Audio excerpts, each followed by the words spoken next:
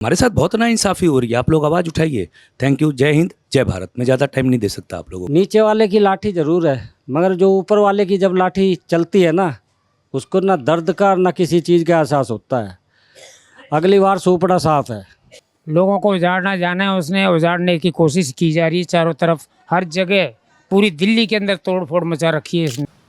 नमस्कार दोस्तों, मैं हूं मनदीप सिंह रावत और आप देख रहे हैं एक्सपर्ट टाइम। आज हम मौजूद हूं राजधानी दिल्ली के शालीमार बाग में, जहां पे 3-4 दिन से यहां पे 150 से 200 घर तोड़े गए हैं। तो आइए आज बात करते हैं उन लोगों से जिनके घर यहां पे टूटे हैं। भैया ऐसी बात है, आप ये कह रहे हो ना ये लोग कहाँ जाएंगे, इसमें से बहुत कम लोग ऐसे हैं जिस लोगों का जो है मकान नहीं है। मैंने अक्सर ये किराए पे रहती थी, मेरा तो खैर अपना है, मेरा तो यहाँ मेरा नडेला में अपना है, मैं यहाँ पे आई हूँ इनके पास।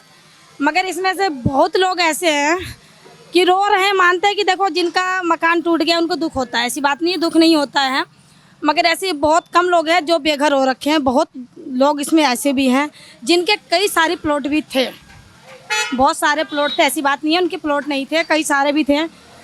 हम पहले इधर किराए पे भी रहते थे, मेरी बहनें वगैरह रहते थे, तो उन्होंने खुद अपने मुंह से बोलते थे कि हमारा यहाँ पे है, यहाँ पे है। कई लोगों ने बताया है, वो अभी हमारे पास वीडियो भी है जो मतलब आप लोगों के माध्यम से ही हम लोग ने देखा है। उस वीडियो में भी लोग बाग जो लेडीज़ रो रही है हमारे कुछ नहीं है, हम बेघर हैं, मगर ऐसा कुछ ही नहीं है, बेघर नहीं है। मगर ये है कि इंसान का घर टूटता है तो उनको दुख होता है। हाँ जी अंकल जी, आपका नाम? मेरा नाम मुकेश कुमार पासवान, मुख्य घर बचाओ आंदोलन का संयोजक। तो यहाँ पे इतने समय से जो शालीमार बाग में लोग घर तोड़े जा रहे हैं, एक बार बताइए ज़रा क्या है ये पूरा देखो, मुद्दा ऐसा है कि एक तो बेचारों का घर तोड़ दिया, अब इनके बच्चों को पकड़ा जा रहा है और एक एक बच्चों को डिटेन किया जा रहा है।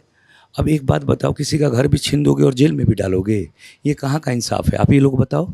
मैं तो ज़्यादा आपको इंटरव्यू नहीं दे सकता हूँ क्योंकि कुछ पाबंदियाँ है। पुलिस मेरे पास भी पड़ी हुई है, कई बार मेरे को डिटेन करके ले गई करीब 12 घंटे। कभी नरेला भेज रही है, कभी कहीं भिजवा रही है, कभी खिंचवा रही है। देखो ये सब खुर्चा पड़ा है मेरा, मेरे परिवार को, मेरे बीबी को, मेरे बच्चों को मार रही है गवर्नमेंट। क्या अपराध है मेरा? आंदोलन करना अपराध है? आप ही बताओ बेटा।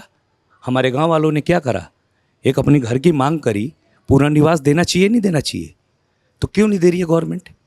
क्यों हमारे पीछे डंडा लेके पड़ गई? क्या अपराध किया हमने? डिटेन करने की वजह बताएंगे आप? कुछ बता नहीं। तूने आवाज़ क्यों उठाई?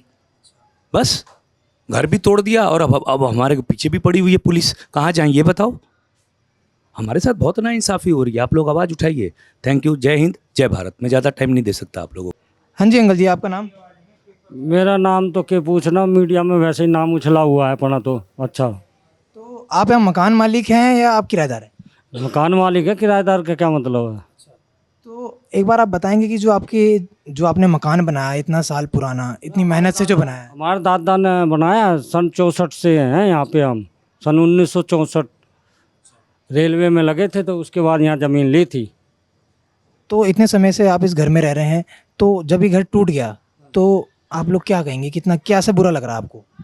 पूरा तो क्या अत्याचार, एक अत्याचार होता है, चाहे कोई भी हो, चाहे गुंडा बदमाशी करे वो अत्याचार हो, कैसी भी अत्याचार हो, तो ये तो अत्याचार है। वैसे ये जिद पे टूटे है, ये वैसे नहीं है। प्रशासन क्या कह रही है आप इस बारे में? शासन कुछ नहीं है, प्रशासन जिद है कि हमने तुम्हारे मकान तोड़ने हैं।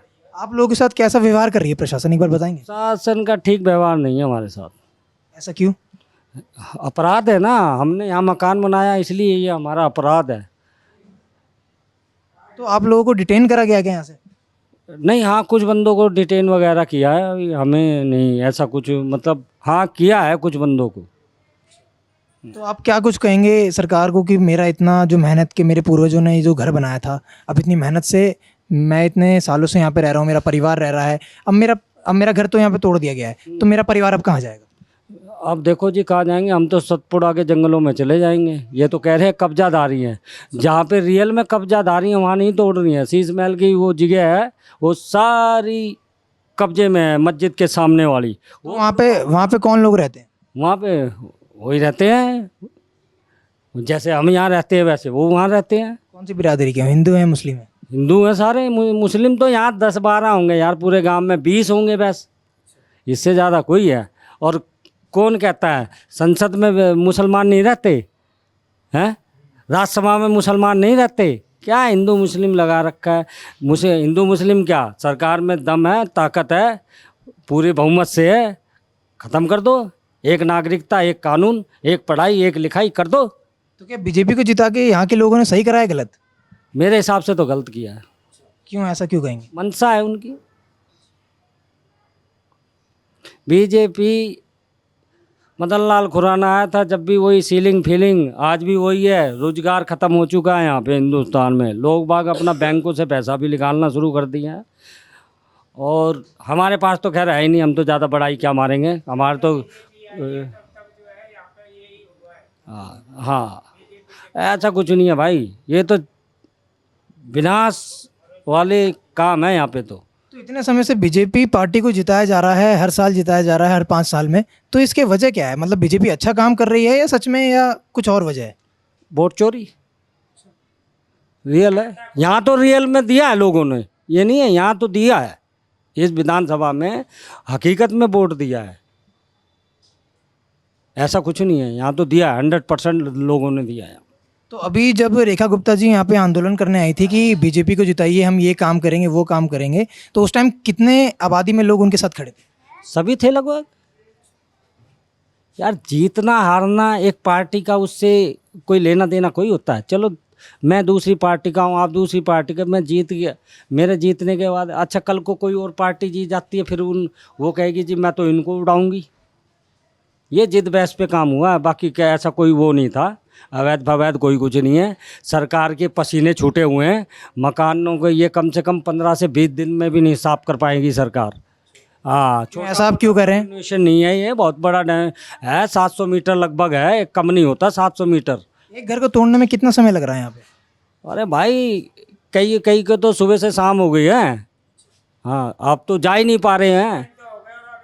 3 दिन हो चुके हैं, कम से कम 15-20 दिन लगेंगे इनको। अभी तो बहुत बड़ी बड़ी बिल्डिंगें खड़ी हैं। तो जब सरकार कह रही है झुग्गी वाले घर हैं, तो इतना समय तो नहीं लगना चाहिए मेरे हिसाब से। भाई वो झुग्गियों में टाइम नहीं लगता। हाँ, हम झुग्गी वाले हैं, तो इतना टाइम क्यों लग रहा है मकान तोड़ने में? मकान तोड़ने में इतना टाइम कोई लगता है? और सही क्या, आदमी को क्या चाहिए? हमारी नागरिकता का क्या मतलब है? हम भारत के नागरिक हैं, हमें रहने का, खाने का और मकान का अधिकार है। हमें नहीं है तो बताइए। तो आपका परिवार अब कहाँ है? भाई परिवार तो बिछड़ गए सब, कोई इधर गया, कोई उधर गया, कोई कहीं गया। भाई 15-15 हज़ार रुपये किराया मांग रहे हैं। मैं तो एक ही बात कहूँगा, नीचे वाले की लाठी ज़रूर है, मगर जो ऊपर वाले की जब लाठी चलती है ना, उसको ना दर्द का ना किसी चीज़ का एहसास होता है। अगली बार सोपड़ा साफ है। हाँ जी अंकल जी, आपका नाम? विजय सिंह तोमर कहते हैं भाई। तो आप ये बताएंगे कि ये जो मुद्दा इतने समय से चल रहा है, इतने महीनों से चल रहा है, तो क्या यहाँ के घर सच में इलीगल हैं, लोगों ने कब्जा कर रखा है, या सरकार से झूठ बोल रही है? पहली बात तो मैं एक बात पूछना चाहता हूँ सरकार से कि अगर ये इलीगल थे तो आज से 45-50 साल होने वाले हैं, तब तक इन्होंने क्यों नहीं रोका? क्या बीच में इनकी सरकार नहीं आई थी? और बीच में सरकार आई थी तब क्यों नहीं रोका? दूसरी पार्टी के विधायक तक यहाँ पे 5-5, 6-6 वो मंजिला बना रखे हैं, वो कैसे बन गए? तब ये बीजेपी कहाँ गई थी? और ये बीजेपी हमेशा गरीबों को उजाड़ने के सिवा और कोई काम नहीं करती है। तो रेखा गुप्ता जी जब यहाँ पे आंदोलन के लाई थी, तो उनके क्या क्या वादे थे लोगों से? आंदोलन तो कोई किया ही नहीं उसने। आंदोलन करती तो जानती, लोगों को उजाड़ना जाना है उसने, उजाड़ने की कोशिश की जा रही है चारों तरफ, हर जगह। पूरी दिल्ली के अंदर तोड़ फोड़ मचा रखी है इसने। और जैसे ये गरीबों को उजाड़ रही है, शायद भगवान ने चाहा तो ये भी ऐसे ही उजड़ेगी। तो क्या इस घर, मतलब इतने सारे जो घर तोड़े जा रहे हैं, इसके पीछे रेखा गुप्ता जी का हाथ है या कुछ और वजह है? और क्या वजह हो सकती है भाई? सरकार उसकी, प्रशासन उसका, सारा कुछ है उसका, तो और वजह क्या हो सकती है? क्योंकि बोला जा रहा है ये जो डिसीजन लिया गया है हाई कोर्ट की तरफ से आया है ऑर्डर, तो इसमें रेखा गुप्ता जी की कहाँ गलती है? तो मैं ये गए हैं तब हाई कोर्ट से डिसीजन आया, नहीं तो इससे पहले तो हाई कोर्ट में कोई गया ही नहीं कहीं।